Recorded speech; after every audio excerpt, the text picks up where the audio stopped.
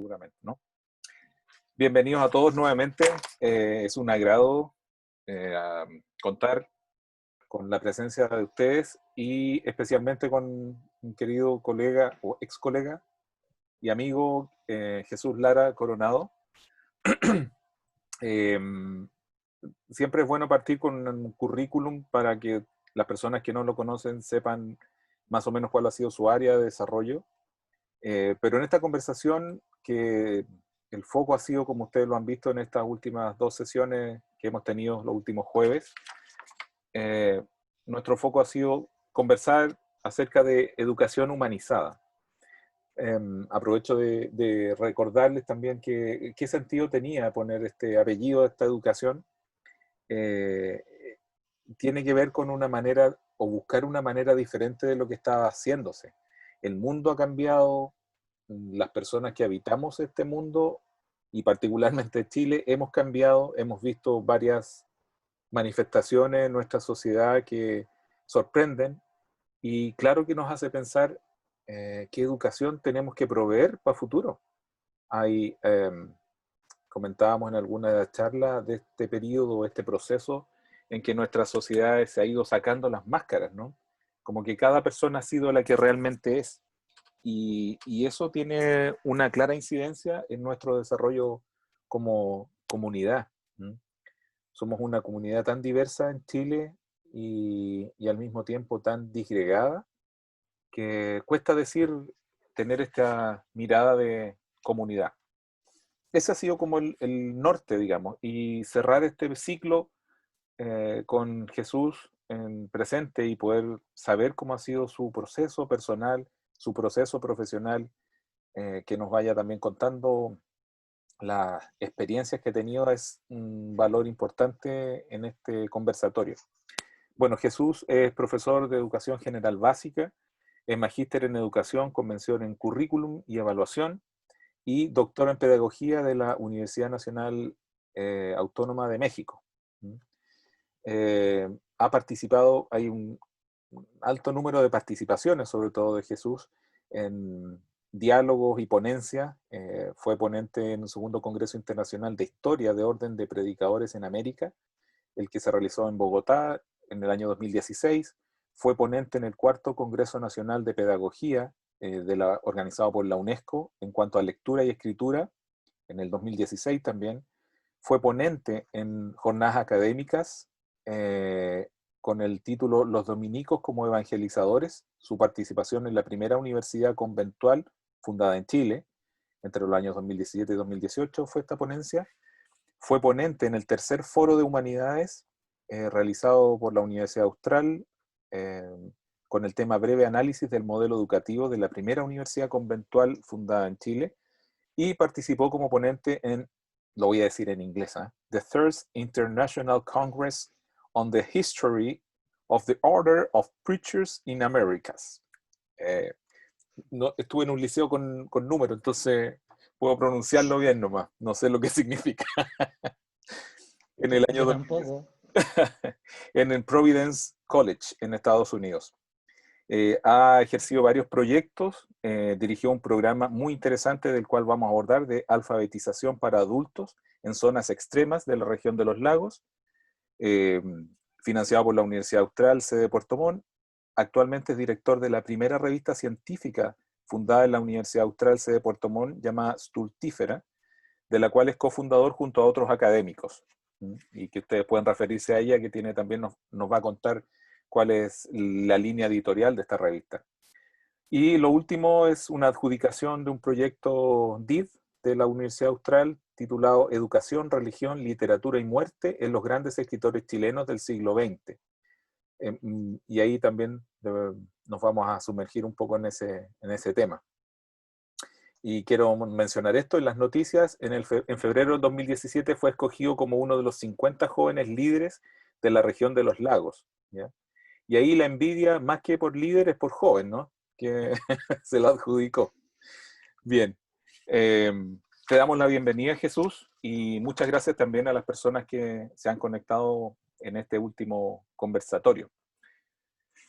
Quería partir contigo, a lo mejor Me gustaría saber y que las demás personas sepan cómo ha sido tu viaje de profesor básico a investigador. O sea, ¿por dónde anduviste navegando en tus primeras etapas como profesor? Bueno, hola, gracias por la invitación, de verdad que es un honor y apoyar este tipo de iniciativa. Primero que todo, soy el menor de 7 hermanos, de una familia bastante pobre. Mis orígenes son en una población brava en Santiago, la que visito siempre, todavía con frecuencia. El Cortijo se llama la población en Conchalí. Si hay alguien que es de Santiago la va a ubicar. Bueno, y el dicho es que ahí hay que entrar de espalda para que tú creas que vas saliendo. Ah, Y estudié toda la enseñanza básica en un liceo municipal, Liceo A33, que en la época de la dictadura, los que somos un poquito más grandes, recordaremos que los liceos municipales tenían un número. Y de ahí me echaron de ese colegio en octavo básico, tenía hasta la enseñanza media, y llegué al Liceo Comercial Avenida Independencia, donde estudié contabilidad. También me echaron en segundo medio. Y terminé finalmente en ese mismo colegio donde me habían echado porque mi papá apeló de que no me podían echar de ese colegio porque yo trabajaba y ayudaba económicamente a la familia. Estudié después de que salí del liceo comercial. No quise estudiar nada vinculado con la contabilidad, que es lo que estudié ahí, que lo aborrecí, sufrí mucho los 4 años que estuve ahí, lo cual me hicieron madurar de todo lo que me decía mi vieja cuando era más cabro chico, más pequeño, que en realidad era uno mismo el que iba forjándose un poco y direccionando el destino, y que tenía que entender un poco cómo funcionaba este país para poder uno tener al menos la oportunidad de escoger, aunque fuera pagando. Por cosas del destino, por azares del destino, no pude entrar a ninguna universidad por el alto costo, y me terminé matriculando en un instituto que ya no existe, Instituto Luis Galdame, que quedaba ahí en Santiago, y estudiaba la noche y me empecé a trabajar de día. Y llevando un año en ese instituto, encontré trabajo en un colegio donde fui tallerista de las escuelas P900. Entonces yo era tallerista en los primeros básicos. Y, y de ahí empecé a trabajar en los colegios, que fue eso el año 2000. Me titulé el 2003 y desde el año 2000 que comencé a trabajar, quizás porque lo busqué yo, en colegios que eran muy similares a la realidad donde yo había crecido.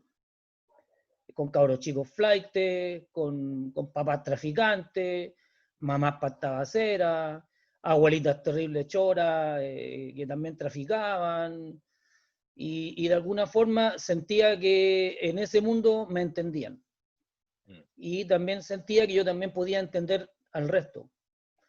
El lenguaje que ocupé en todos esos lugares nunca fue un lenguaje docto, siempre fue una lengua del habla popular, que fue muy criticado.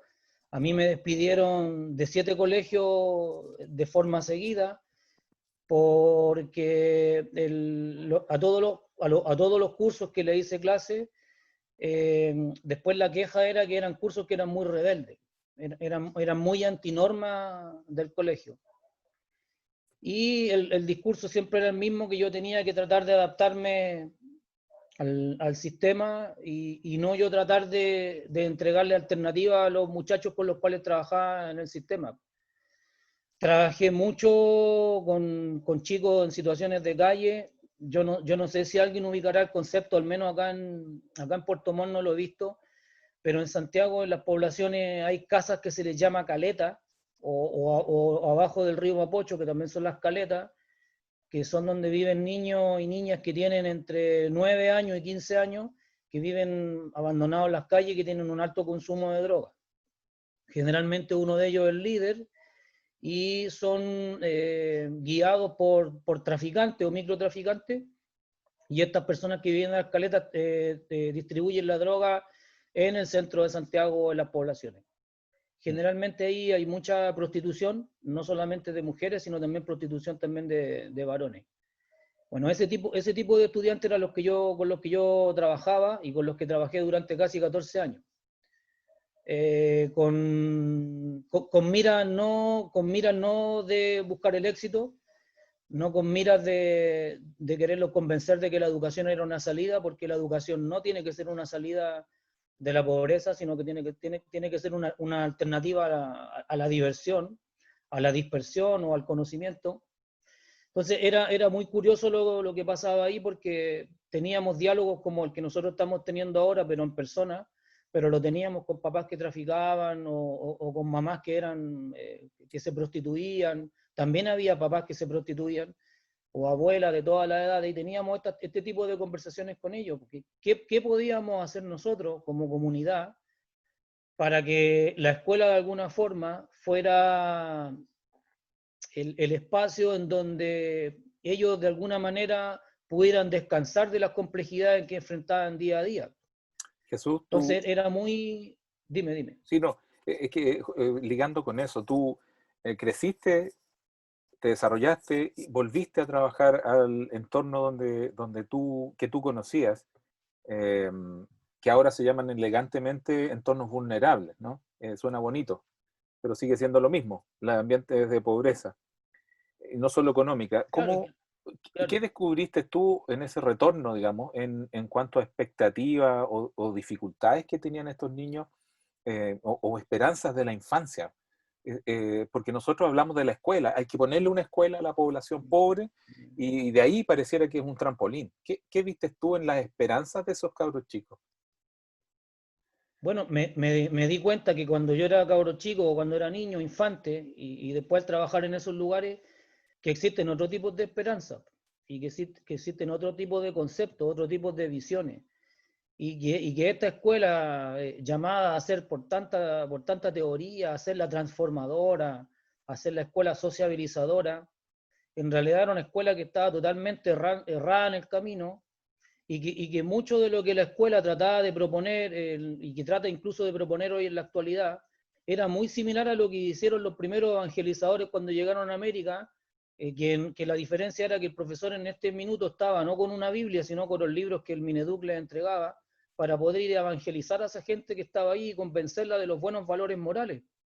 A mí esto me llamaba mucho la atención, porque la gente con la cual nosotros trabajábamos era tremendamente consciente y tremendamente astuto y muy intelectuales en el ambiente en que ellos se manejaban, y te decían: esto a mí no me sirve porque en realidad nosotros vamos en otra dirección. No me sirve porque nuestros valores son distintos. Y nosotros queremos una escuela que no venga a prejuiciarnos, que no nos entienda que somos flaites, que no nos entienda como vulnerables, porque en realidad la vulnerabilidad es un concepto que más mide cuestiones económicas que de capacidades. Entonces, lo que la gente proponía era querer tener una escuela en la cual ellos simplemente pudieran ser ellos. Y es algo tan básico que tiene que ver con el escucharse, con el respetarse, con el de dialogar. Jesús, ¿y Y cómo te así fue? llegamos en algunos lugares, y con esto cierro la idea, Ujú. que la misma escuela lo proponía, y esto por medio de los estudiantes y de los apoderados, que nosotros teníamos, de un mes, teníamos 2 semanas de clase y 2 semanas de no clase frontal, en la cual íbamos a trabajar a la feria, visitábamos las caletas, donde teníamos la oportunidad de compañeros de curso poder visitar cómo el otro vivía y en qué condiciones vivía, hogares de menores y otro tipo de instancias en donde finalmente lo que buscábamos era que no nos discrimináramos entre nosotros mismos, y finalmente el mensaje era buscar la unidad de esa población y de ese conjunto para entender de alguna forma que sin esa unidad, sin esa discriminación que un poco se inventó con esta educación de particular subvencionado municipal, no íbamos a llegar a ninguna parte, y,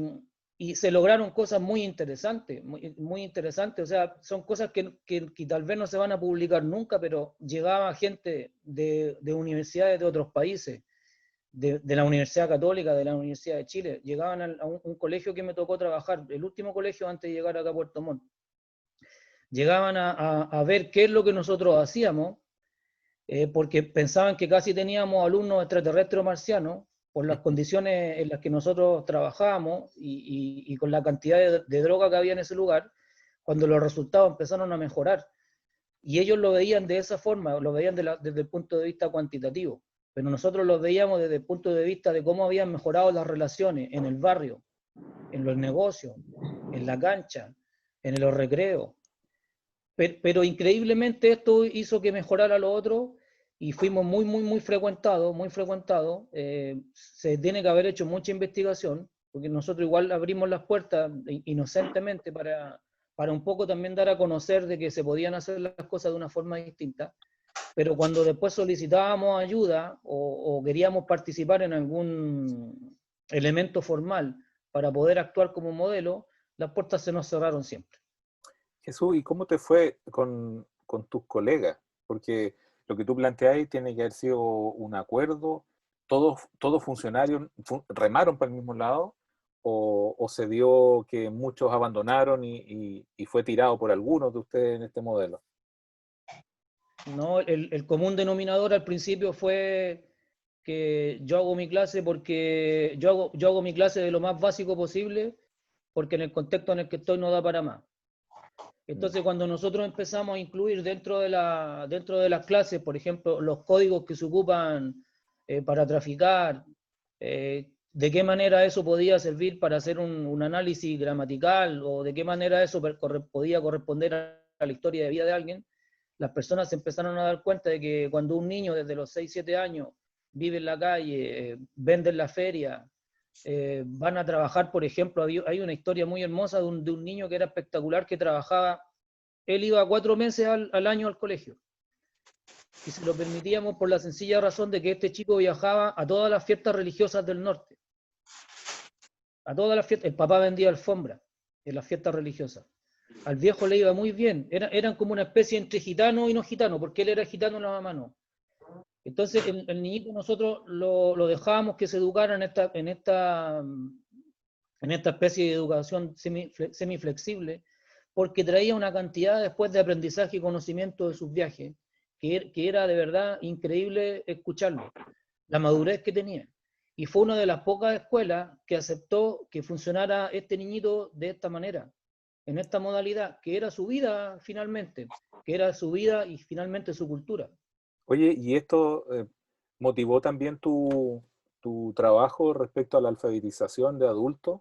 Porque lo que sé que tú has hecho fuertemente es no es con cualquier adulto, ¿no? Tú acá en Puerto Montt te fuiste a ciertos lugares difíciles a generar esta posibilidad de alfabetización para gente que ya no lo iba a hacer, no iba a ir a una institución formal. Y ¿cómo te fue con ese proceso de vincular esa experiencia que tuviste acá con desarrollar el trabajo de alfabetización de adultos?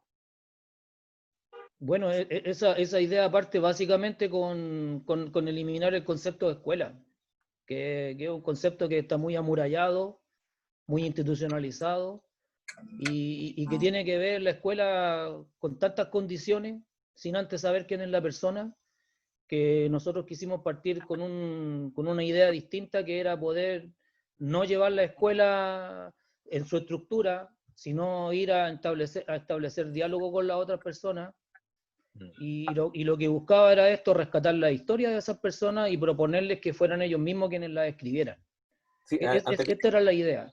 anteriormente hablábamos de como desescolarizar la educación, que lo decía Carlos Calvo en el primer diálogo. Un poco eso, ¿no? Lo que tú reflejas. O sea, como sacarle el concepto rígido, estático y unidireccional que tiene el proceso, porque tienes que entrar a la escuela. Los niños tienen que ir a una escuela. ¿Cómo te fue con la alfabetización? Ir a probar. ¿Cómo fue esa experiencia? ¿Cómo la abordaron la alfabetización de adultos? Bueno, acá en el contexto puertomontino, te encuentras con la sorpresa de que una de las regiones que tiene más alta tasa de analfabetismo en Chile, y que la mayoría de la gente con la que nosotros trabajábamos atendía locales comerciales, haciendo suma de resta, escribiendo letreros del restaurante, y era increíble cómo, y esto es de una idea que surgió en Brasil, cómo las personas no alfabetizadas tienen estrategias para vivir y pasar desapercibidos. Por ejemplo, había una señora que vendía uva y ella no sabía escribir sin Pepa. Entonces dibujaba el dibujito de la Peppa Pig y ¿Ya? ponía uva, y al lado ponía el dibujo de la Peppa Pig. Y eso indicaba que no tenía Pepa. Entonces, Ya. nosotros después lo que hacíamos, cuando ellos eran capaces de atreverse a escribir, porque nosotros les decíamos que el adulto analfabeto en realidad no existe, que es un concepto inventado para hacer esta diferencia entre quién tiene acceso al código y quién no, lo que nosotros les proponíamos era que ellos pudieran comunicarse con los códigos que ellos manejaban, y era como hacer como una especie de vocabulario con esos códigos, y estos códigos después nosotros los íbamos traduciendo al lenguaje convencional que nosotros hoy día conocemos. Entonces, el traspaso de uno a otro no era desde la nada, era desde lo que la persona había ido enriqueciendo durante todo su desarrollo. Y esto de alguna forma también seguía un poco la línea. Yo me acordaba mucho cuando vivía estas cosas, cuando yo era cabro chico y tenía compañeros y compañeras que hacían preguntas tremendamente interesantes en clase y que siempre quedaban fuera porque no estaban dentro del contexto de la normalización de una institución educativa. Entonces, cuando veíamos como este tipo de situaciones que te contaba yo recién, era tremendamente para mí emotivo saber que el camino que había transitado yo de cabro chico era justamente ese en el que yo estaba ahora tratando de no de aportar, sino que me siguieran aportando a mí. Porque en realidad la visión que tenía esto era que el otro me aportara a mí, que el otro me enseñara. Y aquí viene uno de los principios que se trabajó mucho en esto, que es poner al otro en posición de enseñante, y simplemente tiene que ver con una cuestión que yo sentí desde pequeño, la necesidad de ser escuchado.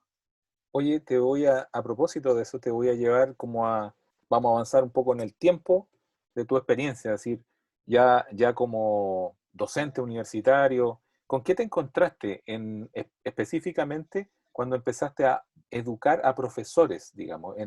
Yo sé que estás en la Universidad Austral en Mm. educación básica y haces clases a las áreas de educación diferencial, matemática. eh, ¿Con qué te encontraste? Porque tú traías todo este peso de experiencia, de conocer, como se dice actualmente, ¿no? Tener calle, conocer lo que pasa en ambientes como en los que estuviste, y encontrarte con una realidad juvenil que están preparándose para salir a ser profesores.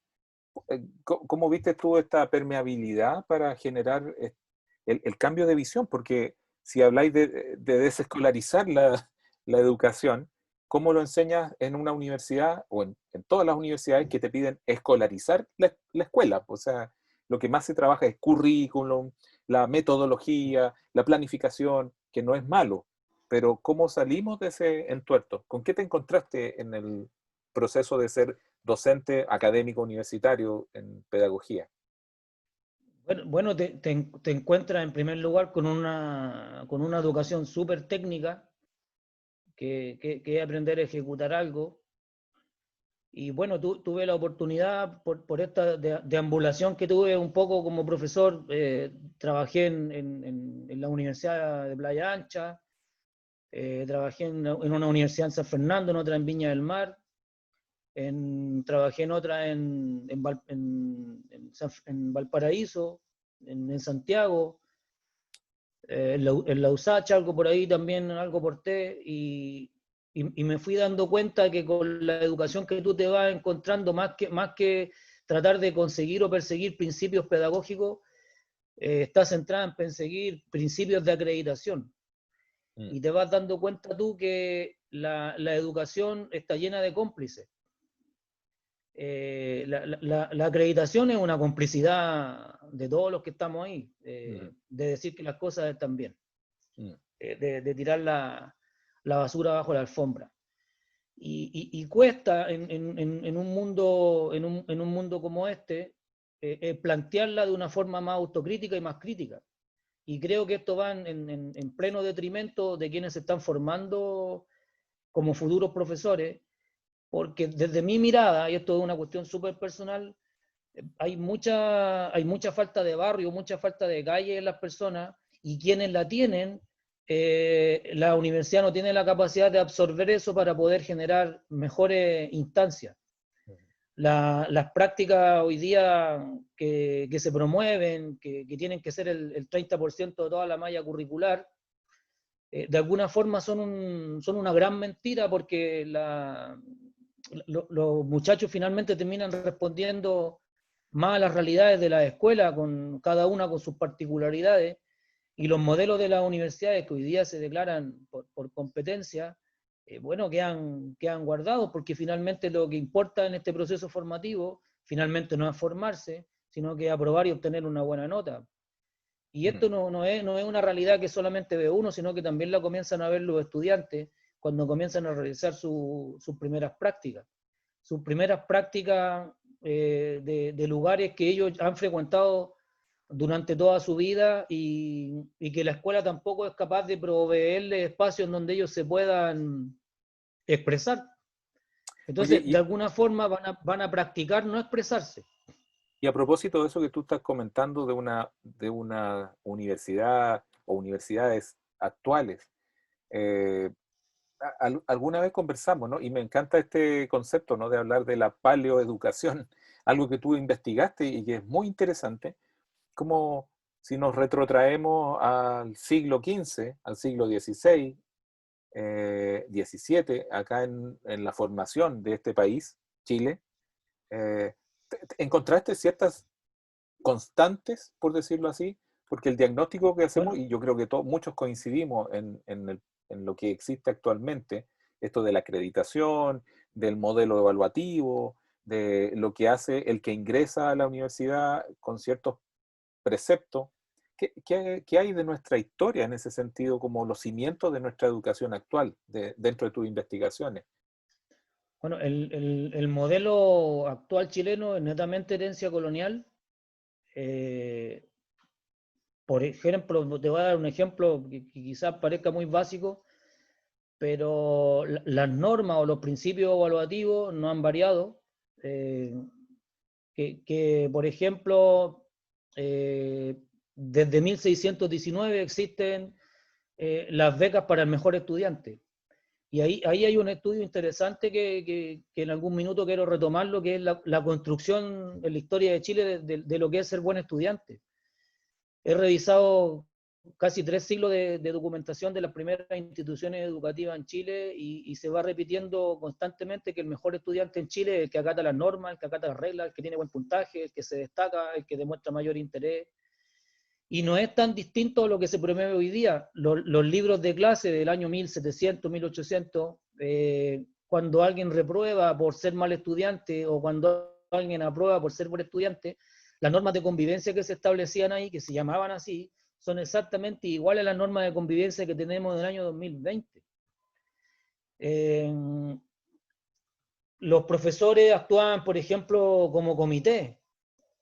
Los comités eran quienes decidían quién era becado, quién no era becado. Ahora, claro, ahora hay comités que actúan quizás con mayores formalidades, con mayores instrumentos, pero la idea detrás de esto es exactamente la misma. Hay un concepto muy interesante en la primera universidad que hoy día es símbolo de la UNESCO, que es el bien común. La primera universidad en Chile, el argumento de peso que tuvo para poderse fundar era que iba a ser una universidad para el bien común. Pero ahora, hilando fino y siendo un poco sospechoso de las ideas que proponían aquellos religiosos, el bien común se refería a su bien común, pero era un bien común hacia adentro, era un bien común hacia la institución, no era un bien común entendido hacia la afuera, porque hablan del bien común y después hablan del beneficio público. pero el beneficio público tiene que ver con el beneficio público de aquella familia que pueda acceder a ese bien común. Entonces, cuando tú te empiezas a dar cuenta de quiénes accedían a ello, al igual como acceden hoy en día, siguen siendo exactamente los mismos de siempre. Hoy día hay una mayor tasa de acceso, pero también hay una mayor tasa de endeudamiento. Entre 1600 y 1700 el modelo de universidad en Chile, casi con colegio de secundaria muy poquito y de primeras letras inexistente, es muy similar a lo que después comienzan a heredar la otra universidad colonial, que sería la de San Felipe, que posteriormente después termina cerrándose para abrir la Universidad de Chile. Comienzan a heredar muchas cosas, las temáticas, los libros que se consultaban, la injerencia de la iglesia teniendo un peso tremendamente potente en la formación valórica y social, y sobre todo lo que tiene que ver con las normas internas de las universidades. Se crean, por ejemplo, los centros de estudiantes que hoy día se llaman federaciones, se crean para que participen en la toma de decisiones, pero no para que tomen decisiones. Entonces, estamos en el año 2020 y que creemos que hemos evolucionado muchas de estas cosas, pero seguimos teniendo mucho de lo medieval. Bueno, hay cosas muy interesantes que tú hiciste, es decir, esto no lo investigaste del libro que publicó o un autor de otro autor. Tú te fuiste a explorar escritos de los años, de esos siglos, ¿no? De 1700, Sí, 1600. lo que se observó ahí fueron los libros originales de la primera universidad, que son de más difícil acceso, y ya lo que tiene que ver con la segunda universidad en adelante ya son manuscritos o fuentes documentales que se pueden incluso consultar en línea, que están en el Archivo Nacional, pero que no mucha gente los visita. Increíblemente, sobre las universidades coloniales en Chile no hay más de allá de 2 o 3 libros. Y Y todo lo que tú, tú quieras investigar en torno a ese tema, cuesta muchísimo que te lo publiquen, porque se cuestiona mucho que la información que uno ha tenido acceso es de difícil acceso para el resto, entonces no se puede comprobar. Pero de alguna forma ha servido para poder instalar al menos estas discusiones en algunas clases y que quienes hoy día son estudiantes y por ejemplo, marchan porque quieren defender la educación pública, el concepto de educación pública como nace en Chile en 1738, tiene que ver con un concepto de que lo público tenía que ver con que ya no se va a enseñar solamente asignatura teológica, sino que se van a enseñar ahora medicina, leyes y otras áreas del conocimiento. A eso se refiere el concepto de lo público hasta esa época. Y ese concepto de lo público es lo que hereda después posteriormente la Universidad de Chile. Entonces, pero cuando uno habla de universidad pública, universidad del bien común, lamentablemente, claro, aquí estamos hilando fino, pero lamentablemente estamos refiriéndonos a una universidad pública tremendamente cerrada. es lo que se mantiene como constante es esta suerte de clasismo, ¿no? Es decir, tú alguna vez conversamos de quienes accedían a la Universidad de San Felipe, por ejemplo, no era el obrero o el campesino, ¿no? Estaba para una élite que tenía estos viajes, ¿no? Entre Perú, o se iban a Europa y terminaban su formación acá en esta universidad, pero había mucho de la contribución económica, ¿no? De estas grandes familias de Sí, o sea, comerciantes. claro, lo interesante de esto es que tanto en esa época como ahora, para poderte titular o graduar se tenía que pagar. Ujú, Las sumas eran tan brutales como son en la actualidad cuando un estudiante estudia con el CAE una carrera que vale 8 millones de pesos en su totalidad y termina pagando 30 millones de pesos. ujú. Para tú poder dar un examen para graduarte como abogado, pagaba en esa época 500 reales o 500, sí, 500 reales, que más o menos sacando la proporción actual serían unos 50 millones de pesos. La característica que tuvo la Universidad de San Felipe, que se funda en 1737 y que se cierra cuando se abre la Universidad de Chile, es que en su inicio y en su cierre, mucha de la gente que se graduó nunca estudió, pagó Por el por el título. examen. Y eso, claro, y ese es un concepto que existe mucho hoy día con la educación de mercado o con la educación del neoliberalismo que tanto se discute, que es pagar por estudiar. Pero démonos cuenta que tampoco es tan nuevo, que tiene un antecedente de más de 2 siglos. Oye, Jesús, tú has hecho muchas investigaciones, muy inquieto, ¿no? Y no quería dejar pasar esta experiencia que tú tuviste en un viaje al norte, ¿no? Que fue motivada también por una investigación que estás realizando respecto a Gabriela Mistral. Entonces, cuando yo supe fue como llamativo, ¿no? Pensé, ¿aquí fue Jesús al norte? Sí, uno va y le saca foto a la casa, lee lo que está en el museo. ¿Por qué te motivó investigar sobre esta mujer? Que fue una mujer feminista, fue súper potente, una intelectual de la época y que criticó fuertemente la sociedad chilena que estaba construida ahí. ¿Qué te motivó a ir Bueno, a- claro, aquí hay algo que no he dicho, que por ejemplo, si alguien quiere buscar en lo que he hecho yo una línea de investigación clara, no la va a encontrar. He deambulado generalmente no tan solo por cosas que me interesan, sino a veces también salen temáticas que tienen que ver con cuestionamientos que voy recogiendo de la gente, de los mismos estudiantes. Y lo de Gabriela Mistral me llamó mucho la atención porque tenía estudiantes y algunos colegas que eran muy asiduos a sus lecturas, y por esas cosas del destino una estudiante de la universidad me prestó un libro que se llamaba Magisterio y Niño, en el cual me di cuenta de cómo la Gabriela Mistral de alguna forma había plasmado una idea educativa sin haber plasmado un modelo, había de forma muy implícita una forma de concebir la educación. Y quedé tan pegado y me sentía tan en deuda con los poetas chilenos, que le pedí ayuda a un colega que se dedica a esto e hicimos un proyecto que tuviera que ver con poetas, pero que se relacionara con la educación. Entonces yo me encargaba de ver el área biográfica y él se encargaba de hacer el análisis literario de los poemas. Bueno, el resultado fue interesante porque en el Museo Arqueológico de La Serena encontré algunos datos del contexto que rodeaba a Gabriela Mistral y me fui dando cuenta de que todo esto que nosotros hoy día hablamos del socioconstructivismo, que tiene grandes autores, pues lo había propuesto esta viejita hace rato, que había propuesto una manera de entender la educación que lamentablemente en Chile no alcanzó a tener los ecos ni la resonancia que mereció, porque también se fue bastante joven a México. Y hay un fragmento que me llamó mucho la atención y me terminó de convencer, que ella es cuando ella decía: hay que educar al niño respetando toda su mitología que trae desde su hogar, desde su comunidad.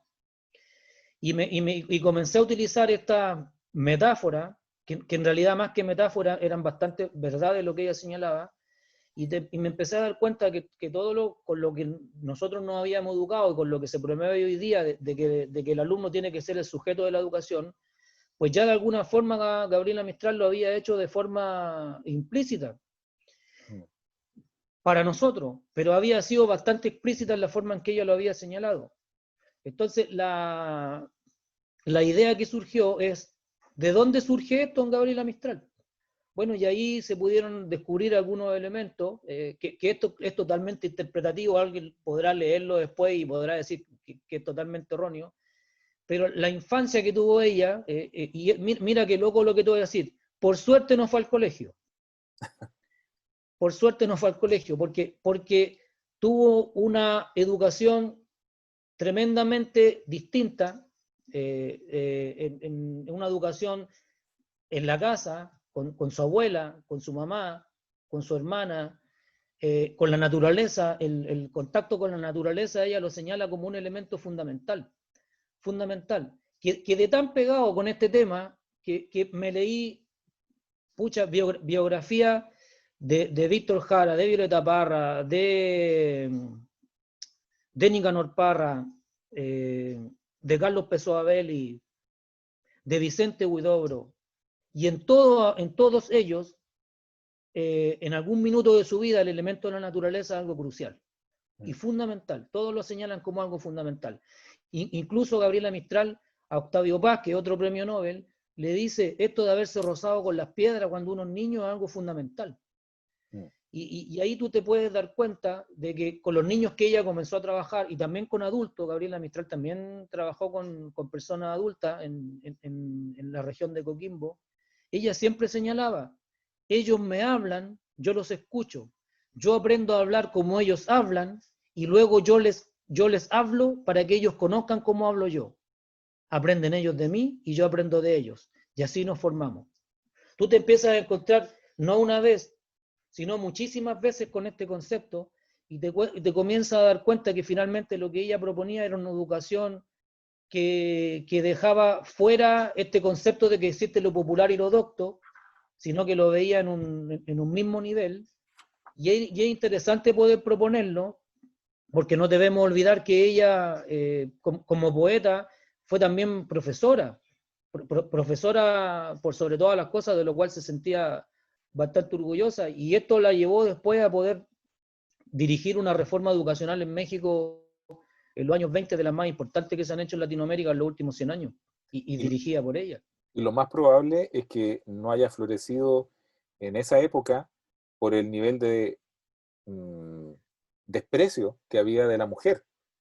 O sea, una mujer con ese peso intelectual, sin poder expresarse en un entorno absolutamente mediado, pensando en educación, ¿no? Es como, ¿qué está presentando esta persona que no hemos hecho nosotros, ¿no? O sea, una educación tradicional, estamos hablando de una época bien compleja también en Chile, que es necesario irse, ¿no? O sea, para florecer hay que irse. ¿Tú crees que también tuvo algo, esa incidencia?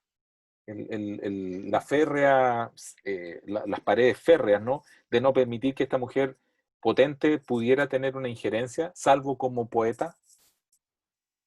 Mira, es curioso, no te voy a responder de inmediato, pero te voy a dar un antecedente. Nosotros en el museo de Vicuña de Gabriela Mistral, desde que ella comienza a ser una persona importante dentro de la cultura, dentro de la pedagogía y de la literatura, existe un archivo fotográfico en el museo que es impresionante.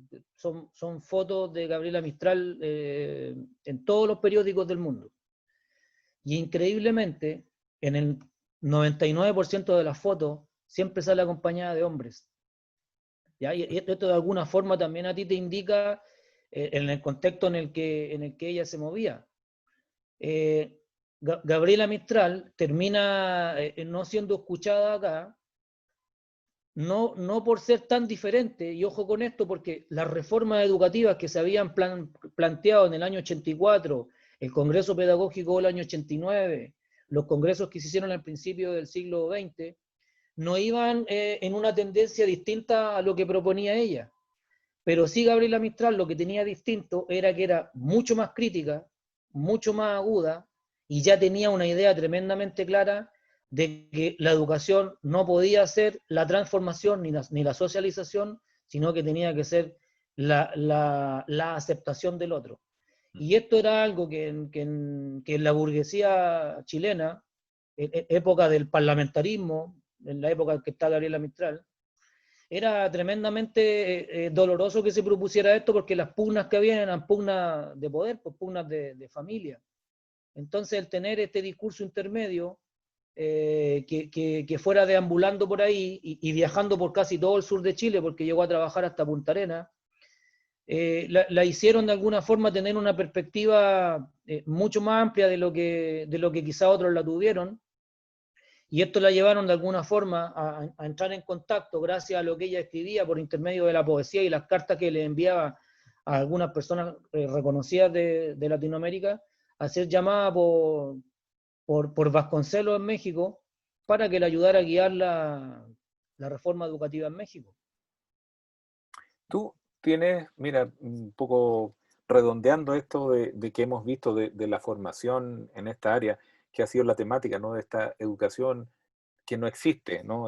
Fue un llamado a atención, ¿no? ¿Tú qué diagnóstico tienes en lo que viene en este periodo, quizás mediano plazo o largo plazo? ¿Cómo debemos prepararnos para un Chile que será diferente? No solo por el virus, ¿no? Sino que esto que hemos visto, las expresiones de grupos que protestan contra pueblos originarios, cómo han surgido grupos extremos que se han manifestado. ¿Cómo ves tú este proceso, no? ¿Qué remueve de los cimientos de la educación? Tenemos, Bueno, por ejemplo, una base, ¿no? Pero ¿cómo lo ves tú en ese sentido? bueno, grupos extremos que han estado siempre. Ujú, Que no nos sorprenda la pacificación de la Araucanía no fue hecha por grupos no extremos. ujú, ¿Mm? La resistencia mapuche durante 3 siglos no fue hecha por grupos no extremos, ujú. fue toda hecha por grupos extremos. Ya, la conquista es algo extremo. Yo creo que al menos de lo que me he podido rodear, contexto educativo, me duele mucho que el mayor diagnóstico sea el que las conversaciones sean que van a perder contenido, van a tener una mala base y que el discurso no vaya en detenernos a, a pensar, a respirar un poquito, de que realmente será ese abultamiento de contenido lo más importante. Hoy día nosotros ya tenemos muchísimos colegios a lo largo de Chile que se les está enseñando a leer y a escribir a los estudiantes en kinder e incluso en prekinder, matando muchas cosas de las que la misma Gabriela proponía, que era respetar esta mitología que trae el niño desde la casa, y eso significa primero conocerlo. Los colegios, el error que están cometiendo hoy día es no conocer a nadie y tratar de que el otro entienda lo que no somos capaces de entender ni nosotros mismos. Creo que la sociedad de alguna forma ha manifestado en Chile estar más atenta, pero estamos a puerta de ese camino. Este es un camino largo. Eh, Duele decir, y es cliché, no se han conseguido, no se han conseguido muchas cosas. Tampoco uno puede esperar que la educación sea la respuesta a todo, porque también es un engaño del mercantilismo. La educación no es el espacio donde tiene que haber igualdad. La igualdad tiene que venir asegurada por un derecho intrínseco del lugar de mí donde me toque vivir, y no tiene que ser aquel espacio en donde yo digo me educo para salir de la pobreza, Ujú. porque si no eso ya produce un embudo demasiado gigante y no todos van a llegar a esa meta y eso ya te hace competir.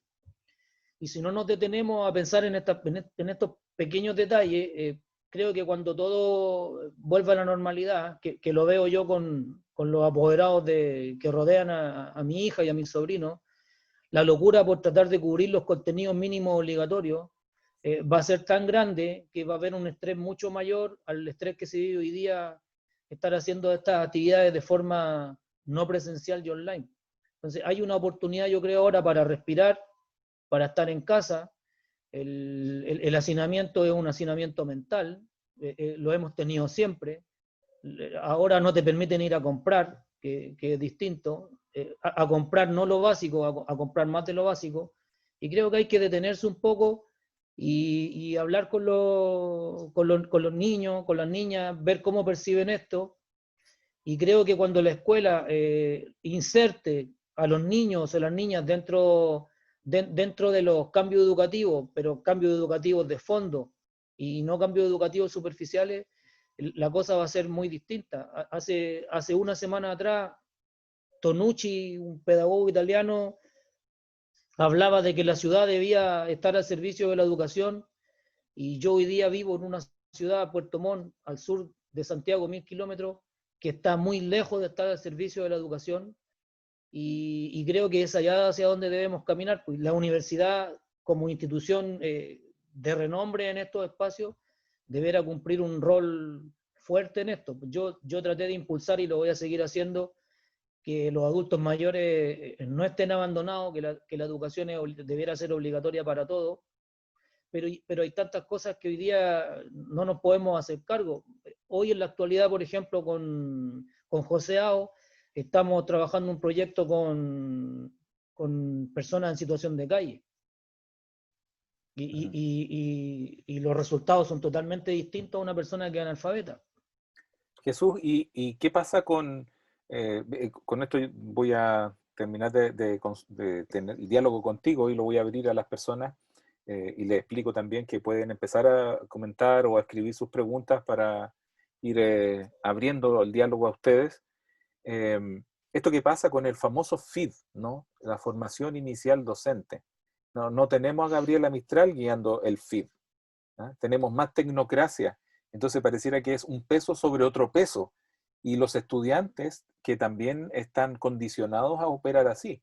Si tú a un estudiante le das como libertad para crear, el estudiante no se va a mover. El estudiante te pide que le digas qué es lo que tiene que hacer para poder sacar la nota y sacar su carrera adelante. Y ahí está involucrada también la familia, ¿no? Quiere que su hija o su hijo salgan adelante. Pero, ¿qué está haciendo la formación inicial docente en la universidad?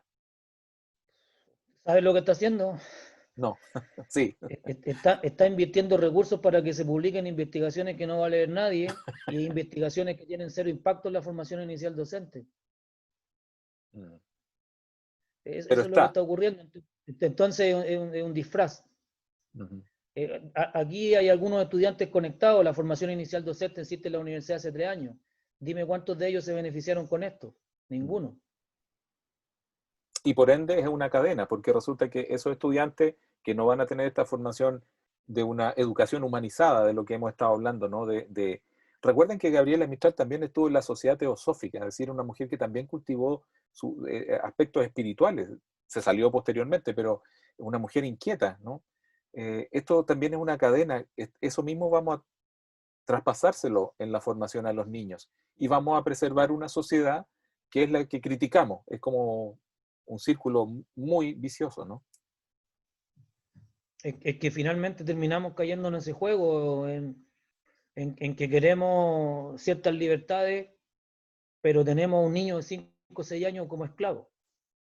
Mm. Tiene que cumplir objetivos, tiene que cumplir metas. Un niño que está en edad de jugar, de divertirse, Ujú. que trae todo un cúmulo de experiencias impresionantes y se mueren porque tiene que aprenderse la letra M en marzo. Mm. Muere porque tiene que entender que existen oficios y profesiones en kinder. Tiene que entender, tiene que ir a visitar la compañía de bomberos y la comisaría de carabineros para entender cómo funcionan. Después de todo ese periodo, después de todas esas visitas de oficio, llegan estos muchachos a la universidad y tienen que después ir a visitar la escuela para entender cómo funciona la escuela, como si ya no la entendieran, o al parecer parece que no la entienden.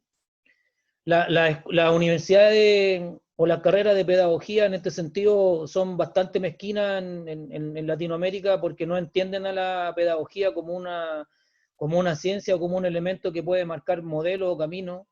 No tienen escuela, los convenios que existen son súper superficiales, cada estudiante que está ahí, que sálvese quien pueda, no hay una estructura crítica a seguir, y como te digo, o sea, estamos basados, y aquí volvemos nuevamente a tocar temas que tienen que ver con cuestiones de la historia de la educación. Hace casi 60 años estamos funcionando por un currículum por objetivo, que se dice que se va a cambiar, pero que no cambia. Hoy Ujú. día se habla de un currículum por competencia, en donde importaría mucho más en la forma en que las personas se están desarrollando, pero seguimos haciendo planificaciones y seguimos tratando de que los estudiantes cumplan objetivos. Entonces, hay una contradicción enorme y es importante informarse, al menos para saber que lo que te están ofreciendo no es la forma en que te lo están ofreciendo. Me gustaría decirlo de otra forma, pero muy ordinario. Pero hay que informarse porque después son las personas que van a estar ahí como profesionales en el área que tú quieras, ingeniería, pedagogía, psicología. Son personas que después de alguna forma, independiente de la posición social, el título universitario te entrega una distinción social, te la entrega. Y creo que esa distinción social hoy día, por una cuestión de marketing, las universidades ofrecen sellos que ni siquiera ellas internamente son capaces de cumplir. Sí, los sellos son maravillosos. Uno los lee y dice, de aquí va a salir un hombre, un ser humano nuevo, ¿no? Una mujer con... Y claro, Claro, son y declaraciones. me gustaría a mí cerrar con una idea. Ujú. Yo el año 2007 me fui a México con una carta de aceptación para un posgrado, con una maleta y una mochila. Me fui de mochilero. Llegué a la Universidad Nacional Autónoma de México y todo lo que a mí me habían enseñado, este chanta, este mentiroso Brunner, que la educación pública en Latinoamérica estaba en crisis, qué lindo de repente poder salir para darse cuenta de ciertas cosas. Me toca llegar a una universidad que no me cobró, que me dio una beca, y que creo que terminó de reafirmar en mí ese bien común que lo introdujeron aquí en Chile en el siglo XVII, con una perspectiva totalmente distinta, que se podía, que se puede, y creo que esas experiencias son fundamentales. A mí no me gusta mucho hablar de alma mater, pero creo que estamos años luz de en Chile tener instituciones que sean financiadas en beneficio público y que realmente puedan dar oportunidades de acceso a la sociedad sin cobrar y brindando todos los apoyos que se puedan brindar, y realmente con becas, porque las becas, entendidas en el concepto que me las dieron a mí, son para que tú estudies y para que después tú no pagues nada, es solamente para que te dediques a estudiar. En Chile las becas son para que después tú pagues, y en este sentido se convierten más en créditos que en becas. Ajá. Un estudiante que entra a estudiar pedagogía básica con un puntaje alto, después tiene que trabajar en el servicio público, que está bien, pero ni siquiera le buscan trabajo para el servicio público, lo tiene que buscar él. Entonces las cosas se hacen de forma muy artesanal, muy desordenada, y solamente por una cuestión de cumplir, que es como un poco funciona Chile, pues, de muchos reglamentos, mucho estamento, mucha burocracia, pero que en el fondo tú no sabes qué está bien y qué está mal. Lo triste que es con conocimiento de causa. O sea, esto se hace no por azar, ¿no? Hay una estructura armada así. Voy a abrir, si quieren comentar por el micrófono, yo mientras voy a leer en el chat. Eh, Aquí hay alguna, Javier Altamirano dice que comparte lo que tú estás planteando, y su mamá también lo comparte. Está escuchando y dice que coincide en esta exigencia exacerbada a los niños desde que son pequeños. Se pierden muchas cosas, la infancia, ¿no? Por ejemplo. Eh, Claudia dice, exacto, se mata la creatividad y la joya que representa el pensar en este proceso de entrar a la escuela a la fuerza. Y pasa también en todos los niveles, ¿no? En cierto sentido, los estudiantes que entran a la universidad se les pone primera en marcha y se mata la creatividad. El estudiante no sigue creando o desarrollándose como en la infancia, sino que se adscribe a un modelo. Abro el micrófono o los micrófonos si ustedes quieren hacer un aporte o preguntar. Pueden hacerlo por el chat también.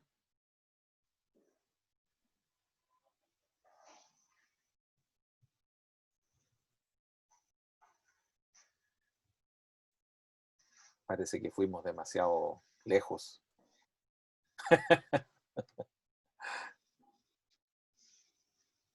Ok, yo creo que todo... ¿René? ¿Sí? Hola, ¿Yanina? sí, Janina. Hola, Yanina. Qué bueno, Hola, gracias. de nada. La verdad es que he asistido a los 3 ciclos Mm, de las charlas, me han parecido súper interesantes todos.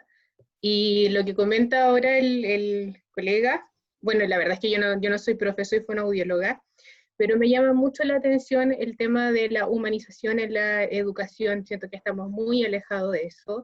Yo soy fonoaudióloga, pero en el fondo igual hay procesos de enseñanza-aprendizaje en lo que hago, por eso claro, me interesa. claro. Y lo que decía el ¿Jesús? colega era que, sí, Jesús, era que, por ejemplo, qué pasaba con las personas analfabetas adultas y cómo toman las estrategias para poder desenvolverse en este medio. Y la verdad que lo que él me comentaba me llegó mucho, porque mi papá es analfabeto, él nunca aprendió a leer y a escribir, pero sí tiene un montón de recursos para desenvolverse en el día a día. Y el ejemplo que él daba, el de la Pepa, lo llevo también a cómo aprenden los niños. Los niños también aprenden quizás con este método de lectura global al inicio, donde van asociando la palabra a una imagen. Y qué bonito es poder resignificar la forma en la cual se comunican o obtienen otros signos, ¿cierto? Que era como lo planteaba Jesús, para poder desenvolverse en la sociedad. Y yo creo que hay que eso rescatarlo. Se da tanto en niños como en adultos, y nosotros tenemos que aprender de eso.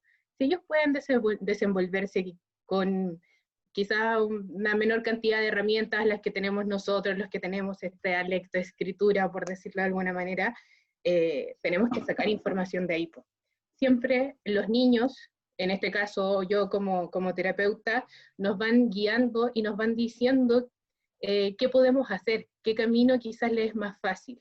Entonces hay que siempre tenerlo en cuenta, y gracias por la instancia. Eso quería comentar. Muchas gracias, Janina. Jesús, ¿quieres comentar algo respecto a esa experiencia Sí, con los adultos? hace poquito terminamos un trabajo con un chico, 17 años, en situación de calle.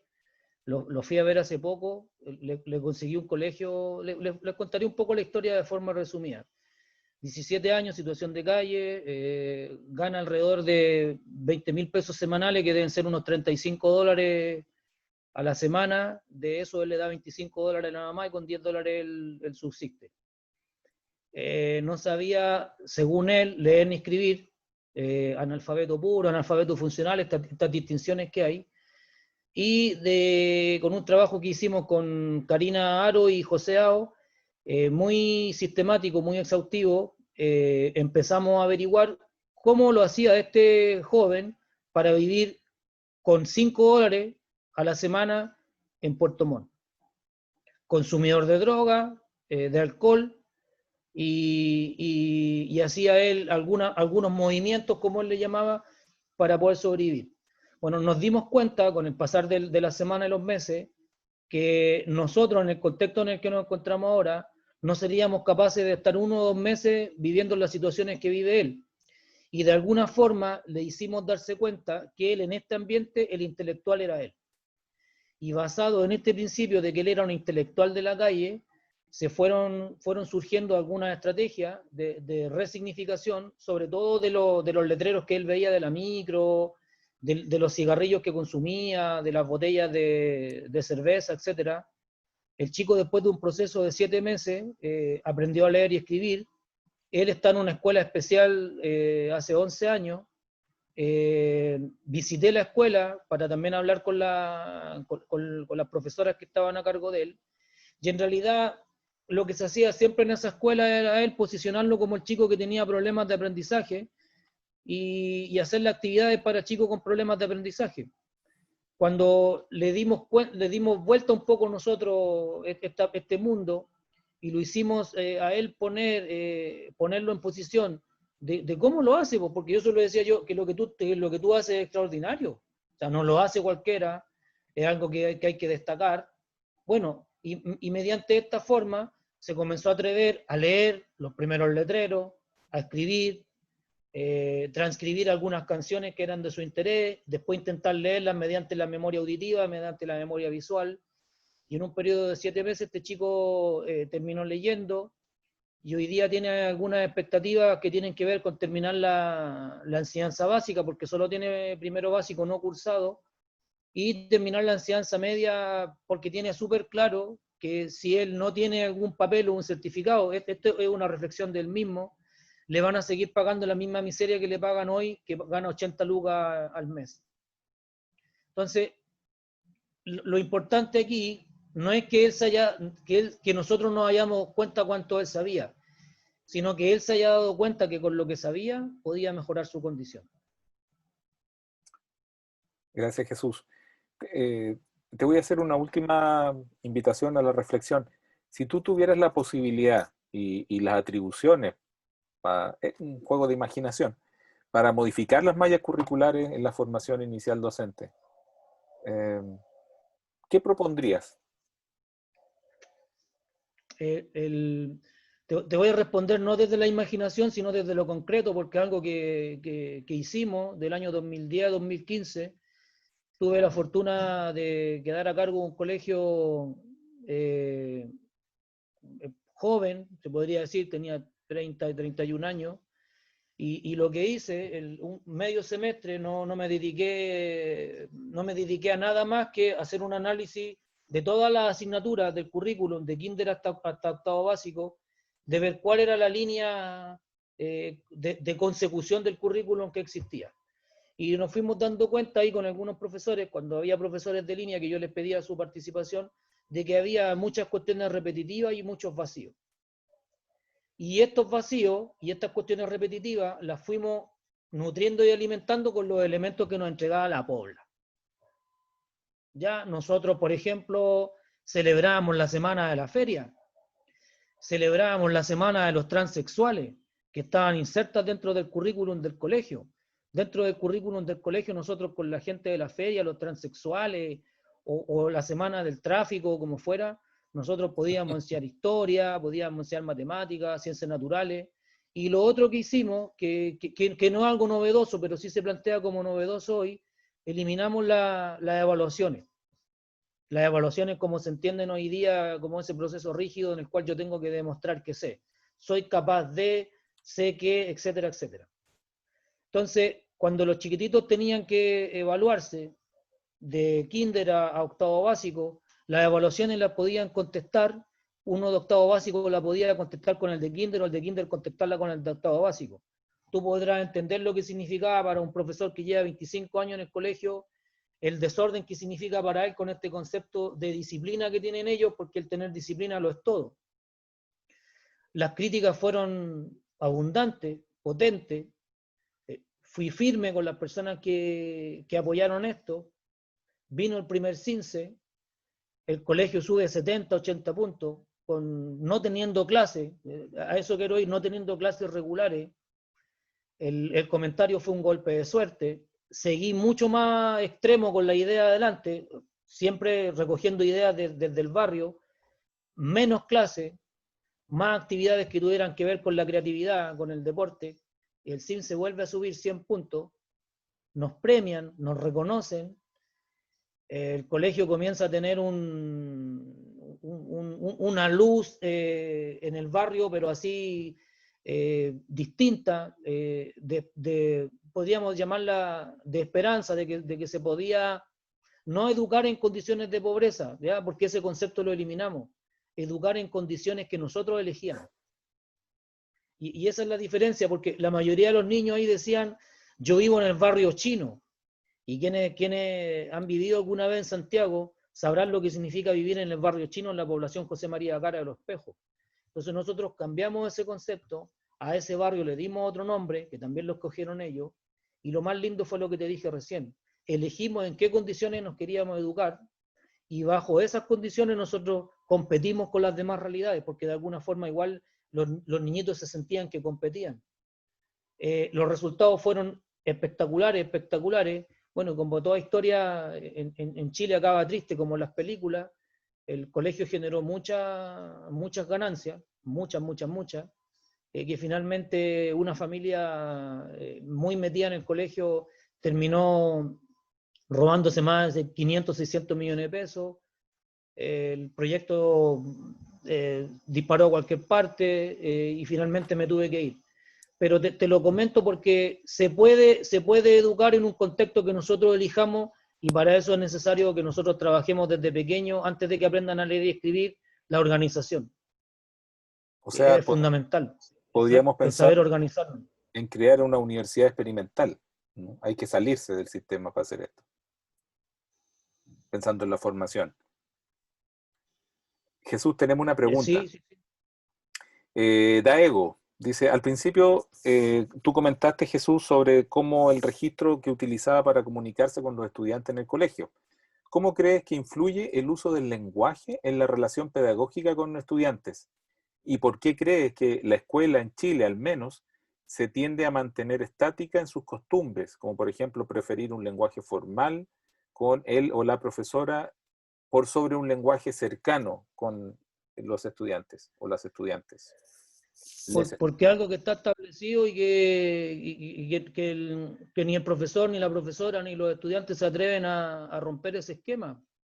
El lenguaje existe para poderse comunicar en todas sus formas, entonces no puede existir una idea de que un lenguaje es mejor que otro o que es más docto que otro. Esas formalidades las hemos inventado nosotros, como vestirse formal o vestirse informal.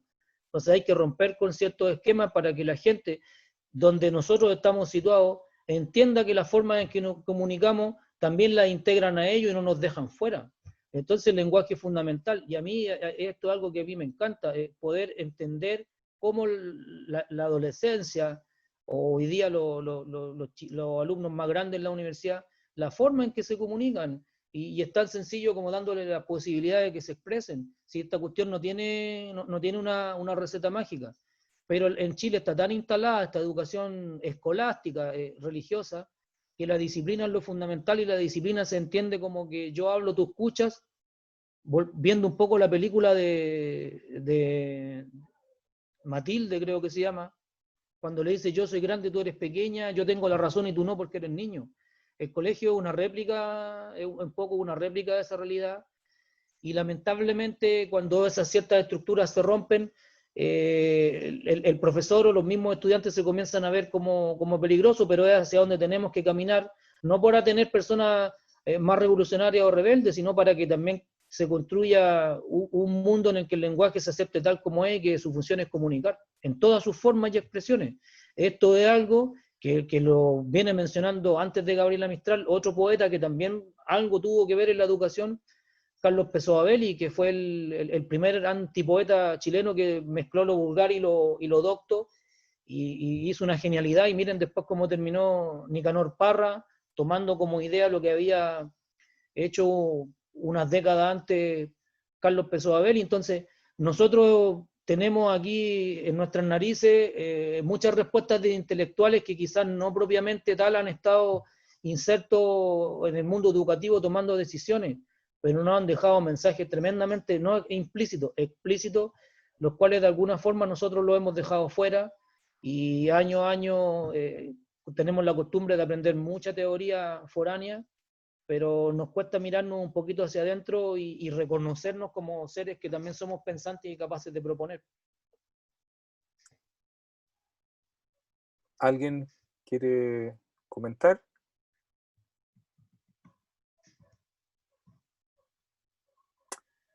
Bueno, les quiero dar un gran abrazo y muy agradecido, Jesús, de tu participación y que hayas estado en este cierre de este ciclo, ¿ya? Que es el primer ciclo, ¿ah? Vamos a continuar buscando nuevas puertas, nuevos caminos para seguir reflexionando. Lo que nos mueve en auditiva, y que en cierto sentido en este momento está enfocado en la educación, porque sentimos que es la base de los procesos de cambio. Le creo a Claudio Naranjo cuando dice cambiar la educación para cambiar el mundo. No sé si podamos cambiar el mundo, pero si nosotros podemos cambiar respecto a la relación con otros, eso seguramente va a estar en la infancia, lo que nosotros podamos transmitirle a esos niños, ¿no? Y tomando también la idea de Yanina, que se plantea como fonoaudióloga, esta Misina Velázquez, que también es fonoaudióloga, nosotros no pretendemos que esto sea un conversatorio entre profesores. Esto no se puede hacer solos. Esto necesitamos las interdisciplinas, las visiones diversas, ¿no? Es crear comunidades de aprendizaje donde la fonoaudióloga o el psicólogo o quien sea, ¿no? Incluidos los ingenieros, necesitamos a todos para construir una nueva experiencia educativa para nuestra infancia. Probablemente nosotros ya no vamos a poder, ¿no? Ya traemos un software que está obsoleto y hemos construido un mundo y lo hemos estado destruyendo también.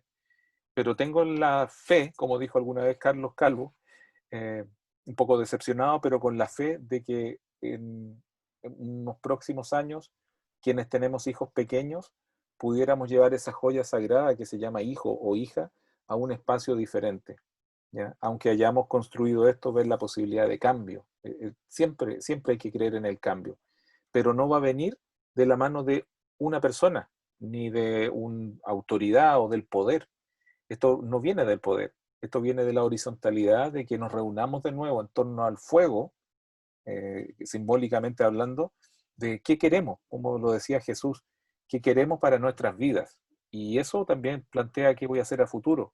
Lo que hagamos en el presente tiene eco en la eternidad.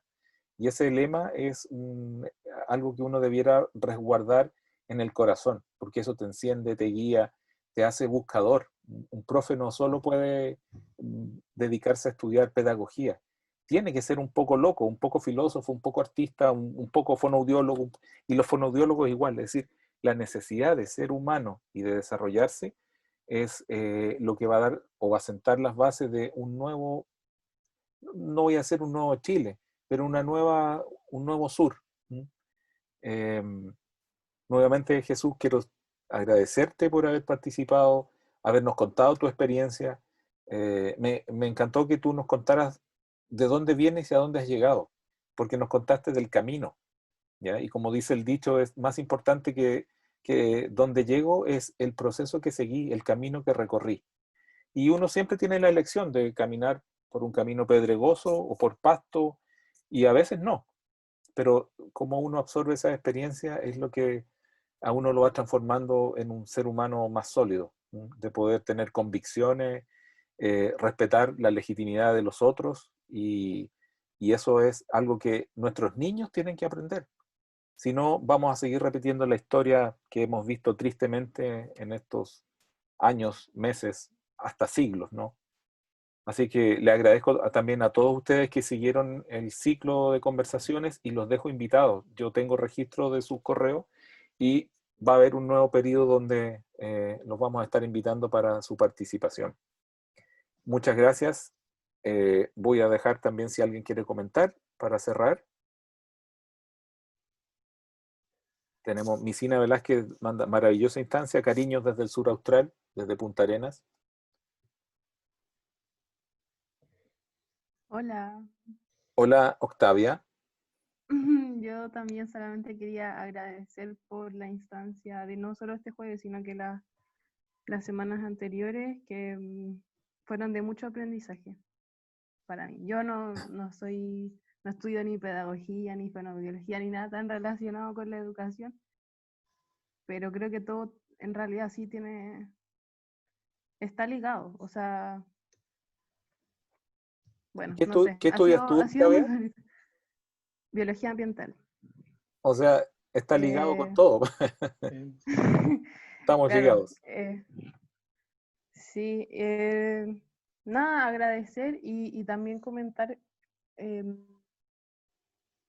creo muy importante algo que mencionaba Jesús, el tema de escuchar, como en los procesos de aprendizaje. em, Veía un anime hace un tiempo en que me llamó mucho la atención, que en un orfanato ocurrían, bueno, muchas cosas, aventuras, y entre eso los niños más grandes se daban cuenta de algo extraño que estaba pasando, y finalmente la única forma que tienen para solucionarlo de forma creativa es considerando a las niñas y niños más pequeños, como hay algo que se suele hacer mucho, que es excluirlos por como esta visión de no entienden, o tal vez como por protegerlos, no sé.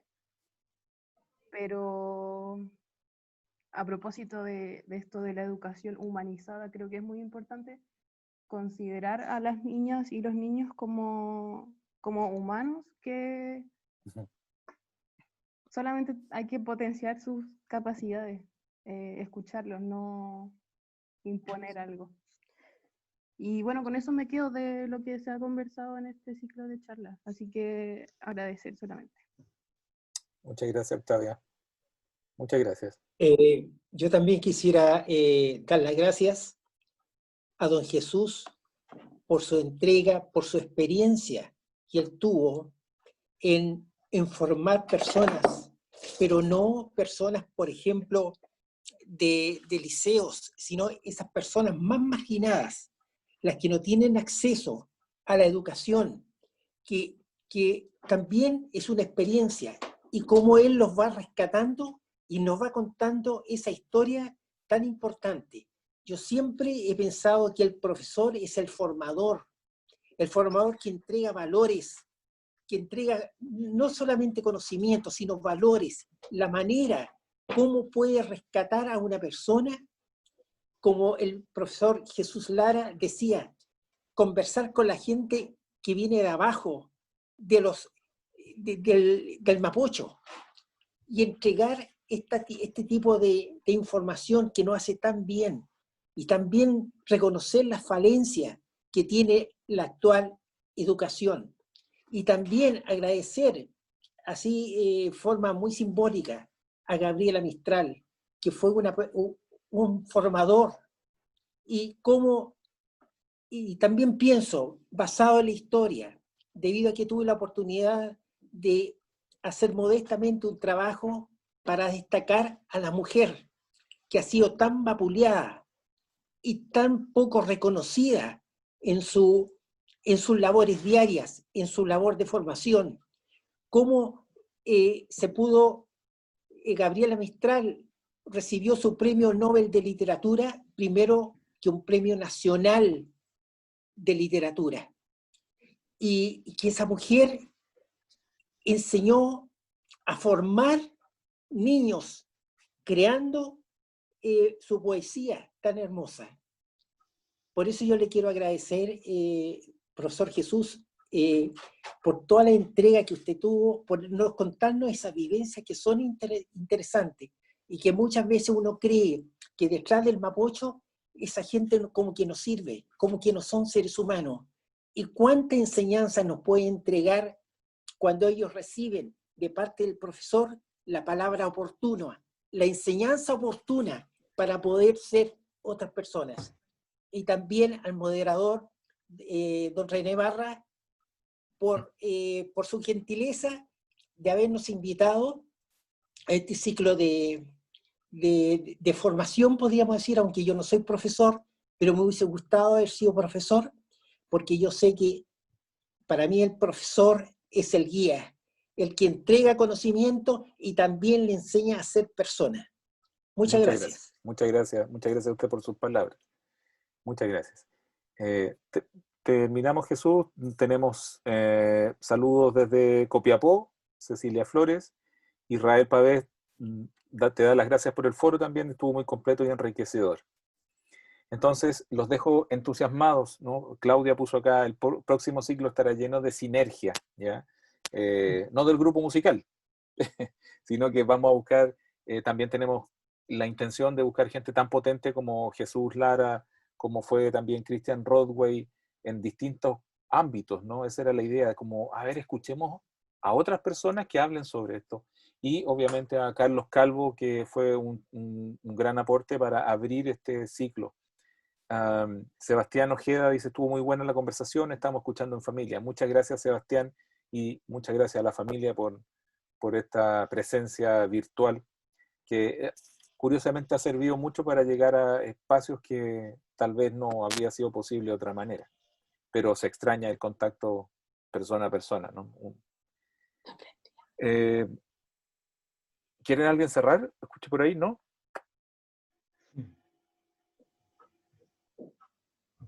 Ok. Bueno, Jesús, muchas gracias. Nuevamente un abrazo a Carlos Flores, a Wildo Rosales, Bárbara Bojanic, Erlin Levin, Octavia, Daego, Lidia, Janina Jiménez, Sebastián Ojeda, Claudia, Israel Pavés, Cecilia Flores, Luciana Gallardo, Misina Velázquez. Me queda alguien aquí. Un segundo. Mucha gente. Patricia Treufo. Bueno, Wilde ya lo dijimos. Lidia. Y bueno, alguno que entró y se fue. Bueno, quiero darle las gracias. Se me había perdido aquí, que no era Sebastián Ojeda. Aparece Sebastián Ojeda, pero o te llamas Sebastián Ojeda. No, nombre cambiado. Bueno, muchas gracias a todos, un gran abrazo y nos comprometemos a seguir encontrándonos en estos ciclos para cambiar la educación, volver a conectarnos con ese lado humano que tiene todos estos arreboles y todas estas áreas que somos todos nosotros, ¿ya? Entonces está en nuestras manos hacer el cambio interior para poder revertirlo, generar una educación humanizada para la educación que aún no existe, pero que es posible. Muchas gracias, Jesús. Un abrazo a todos y que estén muy bien. Gracias, hasta luego. Adiós.